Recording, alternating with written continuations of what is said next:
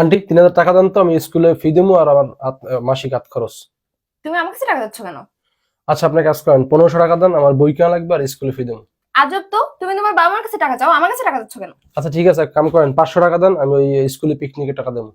আমি তোমার আত্মীয় স্বজন না, আমি তোমার বাবা মা না, তুমি আমার কাছে টাকা দিচ্ছ কেন? আমি তোমার প্রতিবেশী, প্রতিবেশীর কাছে কেউ টাকা এই চায়? তো আইছেন লাইনে, যখন এই যে এখন কইতাছেন প্রতিবেশী, যখন গার্ডিয়ানই বাপ মার নান হাইজা, গার্ডিয়ান হাজেন হাইজা, কোন স্কুলে যাই কিনা, কোন পাড়ায় কোন দোকানে বই, কার লগে প্রেম করি, কোন বন্ধুর লগে চলি, কোন দোকানে বই বিড়ি খাই, কোন জায়গায় আড্ডা দিই, এবার পরীক্ষা পাস করি কিনা, ফেল করি, কয় ম্যাচ পাই, এটি যখন বাপ মার নান গার্ডিয়ান হাইজা এগুলো খোঁজ খবর লইয়ে সব জায়গায় রড়াই দেন, তখন মন থাকে না? আর যখন এখন এত গার্ডিয়ান ফলানি, তখন মাসিক আমার ভরণ পোষণ দেন, আমার দত্তক নেন।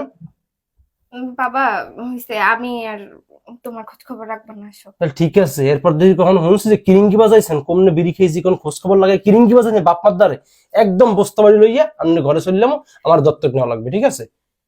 মন থাকে জানো। আল্লাহ বাঁচাইছে।